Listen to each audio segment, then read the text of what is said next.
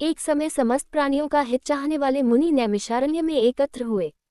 उस समय व्यास जी के शिष्य सूची शिष्यों के साथ श्रीहरि का स्मरण करते हुए वहां आए। समस्त शास्त्रों के ज्ञाता श्री सूची को आया देखकर महातेजस्वी शनकादि मुनियों ने उठकर श्री सूची को प्रणाम किया। मुनियों द्वारा दिए आसन पर श्री सूची बैठ गए। हे ऋषियों, युधिष्ठिर आदि पांडव जब वनवास में अनेक कष्ट भोग रहे थे, उस समय उनके प्रिय सखा श्री कृष्ण उनके पास पहुंचे। युधिष्ठिर ने श्री कृष्ण का बहुत आदर किया और सुंदर आसन पर बैठाया। श्री कृष्ण बोले, हे युधिष्ठिर, कुशल पूर्वक तो हो? युधिष्ठिर ने कहा, हे प्रभु, आपकी कृपा है, आपसे कुछ छिपा नहीं है। कृपा कर कोई ऐसा उपाय बतलाएं जिसके करने से यह ग्रह कष्ट न व्यापे, इससे छुटकारा मिले। ये शनि ग्रह बहुत कष्ट देता है। श्री कृष्ण बोले, राजन, आपने बहुत ही सुंदर बात पूछी है। आपसे एक उत्तम व्रत कहता हूँ, सुनो। जो मनुष्य भक्ति और श्रद्धायुक्त होकर शनिवार के दिन भगवान शंकर का व्रत करते हैं, उन्हें शनि की ग्रह दशा में कोई कष्ट नहीं होता, उनको निर्धनता नहीं सताती तथा इस लोक में अनेक प्रकार के सुखों को भोगकर अंत में शिवलोक की प्राप्ति होती है। युधिष्ठिर बोले, हे प्रभु, सबसे पहले यह व्रत किसने किया था? कृपा करके इसे विस्तार पूर्वक कहें तथा इसकी विधि भी बतलाएं। भगवान श्री कृष्ण बोले, राजन, शनिवार के दिन, विशेषकर श्रावण मास में शनिवार के दिन लौह निर्मित प्रतिमा को पंचामृत से स्नान कराकर अनेक प्रकार के गंध, अष्टांग, धूप, फल, उत्तम प्रकार के नैवेद्य आदि से पूजन करे। शनि के 10 नामों का उच्चारण करे। तिल, जौ, उड़द, गुड़, लोहा, नीले वस्त्र का दान करे। फिर भगवान शंकर का विधिपूर्वक पूजन कर आरती प्रार्थना करे, हे भोलेनाथ, मैं आपकी शरण हूँ, आप मेरे ऊपर कृपा करें, मेरी रक्षा करें। हे युधिष्ठिर, पहले शनिवार को उड़द का भात, दूसरे को केवल खीर, तीसरे को खजला, चौथे को पूरियों का भोग लगावे। व्रत की समाप्ति पर यथाशक्ति ब्राह्मणों को भोजन करावे। इस प्रकार करने से सभी अनिष्ट, कष्ट आदि व्याधियों का सर्वथा नाश होता है।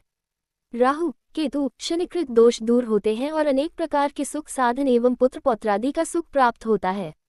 सबसे पूर्व जिसने इस व्रत को किया था, उसका इतिहास भी सुनो। पूर्व काल में इस पृथ्वी पर एक राजा राज्य करता था। उसने अपने शत्रुओं को अपने वश में कर लिया। दैवगति से राजा और राजकुमार पर शनि की दशा आई। राजा को उसके शत्रुओं ने मार दिया। राजकुमार भी बेसहारा हो गया। राजगुरु को भी बैरियों ने मार दिया। उसकी विधवा ब्राह्मणी तथा उसका पुत्र शुचिव्रत रह गया। ब्राह्मणी ने राजकुमार धर्मगुप्त को अपने साथ ले लिया और नगर को छोड़कर चल दी। गरीब ब्राह्मणी दोनों कुमारों का बहुत कठिनाई से निर्वाह कर पाती थी। कभी किसी शहर में और कभी किसी नगर में दोनों कुमारों को लिए घूमती रहती थी। एक दिन वह ब्राह्मणी जब दोनों कुमारों को लिए एक नगर से दूसरे नगर जा रही थी कि उसे मार्ग में महर्षि शांडिल्य के दर्शन हुए। ब्राह्मणी ने दोनों बालकों के साथ मुनि के चरणों में प्रणाम किया और बोली, महर्षि, मैं आज आपके दर्शन कर कृतार्थ हो गई।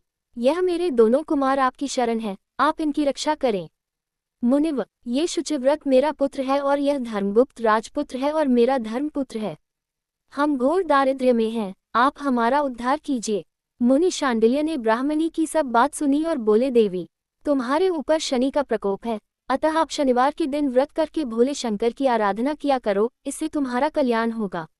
ब्राह्मणी और दोनों कुमार मुनि को प्रणाम कर शिव मंदिर के लिए चल दिए। दोनों कुमारों ने ब्राह्मणी सहित मुनि के उपदेश के अनुसार शनिवार का व्रत किया तथा शिवजी का पूजन किया।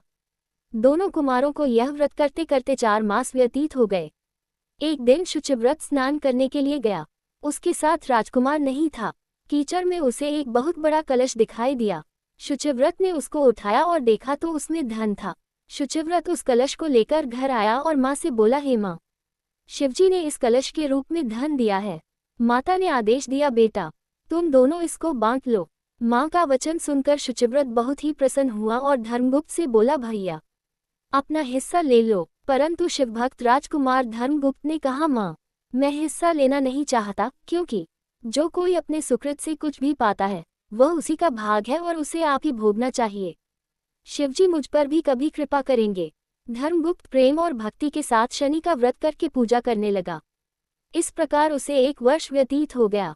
बसंत ऋतु का आगमन हुआ। राजकुमार धर्मगुप्त तथा ब्राह्मण पुत्र शुचिव्रत दोनों ही वन में घूमने गए। दोनों वन में घूमते घूमते काफी दूर निकल गए। उनको वहां सैकड़ों गंधर्व कन्याएं खेलती हुई मिली। ब्राह्मण कुमार बोला, भैया, चरित्रवान पुरुषों को चाहिए कि वे स्त्रियों से बचकर रहें। ये मनुष्य को शीघ्र ही मोह लेती हैं। विशेष रूप से ब्रह्मचारी को स्त्रियों से न तो संभाषण करना चाहिए तथा न ही मिलना चाहिए। परंतु गंधर्व कन्याओं की क्रीड़ा को देखने की इच्छा रखने वाला राजकुमार उनके पास अकेला चला गया। गंधर्व कन्याओं में से एक सुंदरी उस राजकुमार पर मोहित हो गई और अपनी सखियों से बोली, यहाँ से थोड़ी दूरी पर एक सुंदर वन है, उसमें नाना प्रकार के फूल खिले हैं। तुम सब जाकर उन सुंदर फूलों को तोड़कर ले आओ, तब तक मैं यहीं बैठी हूँ। सखियां उस गंधर्व कन्या की आज्ञा पाकर चली गई और वह सुंदर गंधर्व कन्या राजकुमार पर दृष्टि गड़ाकर बैठ गई। उसे अकेला देखकर राजकुमार भी उसके पास चला आया। राजकुमार को देखकर गंधर्व कन्या उठी और बैठने के लिए कमल पत्तों का आसन दिया। राजकुमार आसन पर बैठ गया। गंधर्व कन्या ने पूछा, आप कौन हैं? किस देश के रहने वाले हैं तथा आपका आगमन कैसे हुआ है? राजकुमार ने कहा, मैं विदर्भ देश के राजा का पुत्र हूँ, मेरा नाम धर्मगुप्त है। मेरे माता पिता स्वर्गलोक सिधार चुके हैं। शत्रुओं ने मेरा राज्य छीन लिया है। मैं राजगुरु की पत्नी के साथ रहता हूँ, वह मेरी धर्म माता है। फिर राजकुमार ने उस गंधर्व कन्या से पूछा, आप कौन हैं? किसकी पुत्री हैं और किस कार्य से यहाँ पर आपका आगमन हुआ है? गंधर्व कन्या ने कहा, विद्रविक नाम के गंधर्व की मैं पुत्री हूँ। मेरा नाम अंशुमति है। आपको आता देख आपसे बात करने की इच्छा हुई, इसी से मैं सखियों को अलग भेजकर अकेली रह गई हूँ। गंधर्व कहते हैं कि मेरे बराबर संगीत विद्या में कोई निपुण नहीं है। भगवान शंकर ने हम दोनों पर कृपा की है, इसलिए आपको यहाँ पर भेजा है। आपसे लेकर मेरा आपका प्रेम कभी न टूटे। ऐसा कहकर कन्या ने अपने गले का मोतियों का हार राजकुमार के गले में डाल दिया। राजकुमार धर्मगुप्त ने कहा, मेरे पास न राज है न धन, आप मेरी भार्या कैसे बनेंगी? आपके पिता है, आपने उनकी आज्ञा भी नहीं ली। गंधर्व कन्या बोली, अब आप घर जाएं, लेकिन परसों प्रातःकाल यहाँ अवश्य पधारें। राजकुमार से ऐसा कहकर गंधर्व कन्या अपनी सहेलियों के पास चली गई। राजकुमार धर्मगुप्त शुचिव्रत के पास चला आया और उसे सब समाचार कह सुनाया। राजकुमार धर्मगुप्त तीसरे दिन शुचिव्रत को साथ लेकर उसी वन में गया। उसने देखा कि स्वयं गंधर्वराज विद्रविक उस कन्या को साथ लेकर उपस्थित हैं। गंधर्वराज ने दोनों कुमारों का अभिवादन किया और दोनों को सुंदर आसन पर बिठाकर राजकुमार से कहा, राजकुमार, मैं परसों कैलाश पर गौरी शंकर के दर्शन करने गया था। वहां करुणारूपी सुधा के सागर भोले शंकर जी महाराज ने मुझे अपने पास बुलाकर कहा, गंधर्वराज, पृथ्वी पर धर्मगुप्त नाम का राजभ्रष्ट राजकुमार है। उसके परिवार के लोगों को शत्रुओं ने समाप्त कर दिया है। वह बालक गुरु के कहने से शनिवार का व्रत करता है और सदा मेरी सेवा में लगा रहता है। तुम उसकी सहायता करो, जिससे वह अपने शत्रुओं पर विजय प्राप्त कर सके। गौरी शंकर की आज्ञा को शिरोधार्य कर मैं अपने घर चला आया। वहां मेरी पुत्री अंशुमति ने भी ऐसी ही प्रार्थना की। शिवशंकर की आज्ञा तथा अंशुमति के मन की बात जानकर मैं ही इसको इस वन में लाया हूँ। मैं इसे आपको सौंपता हूँ। मैं आपके शत्रुओं को परास्त कर आपको आपका राज्य दिला दूंगा। ऐसा कहकर गंधर्वराज ने अपनी कन्या का विवाह राजकुमार के साथ कर दिया तथा अंशुमति की सहेली की शादी ब्राह्मण कुमार शुचिव्रत के साथ कर दी। उसने राजकुमार की सहायता के लिए गंधर्वों की चतुरंगिनी सेना भी दी। धर्मगुप्त के शत्रुओं ने जब ये समाचार सुना तो उन्होंने राजकुमार की अधीनता स्वीकार कर ली और राज्य भी लौटा दिया। धर्मगुप्त सिंहासन पर बैठा। उसने अपने धर्म भाई शुचिव्रत को मंत्री नियुक्त किया। जिस ब्राह्मणी ने उसे पुत्र की तरह पाला था, उसे राजमाता बनाया। इस प्रकार शनिवार के व्रत के प्रभाव और शिवजी की कृपा से धर्मगुप्त फिर से विदर्भराज हुआ। श्री कृष्ण भगवान बोले, हे पांडुनंदन, आप भी यह व्रत करें तो कुछ समय बाद आपको राज्य प्राप्त होगा और सभी प्रकार के सुखों की प्राप्ति होगी। आपके बुरे दिनों की शीघ्र समाप्ति होगी। युधिष्ठिर ने शनिवार व्रत की कथा सुनकर श्री कृष्ण भगवान की पूजा की और व्रत आरंभ किया।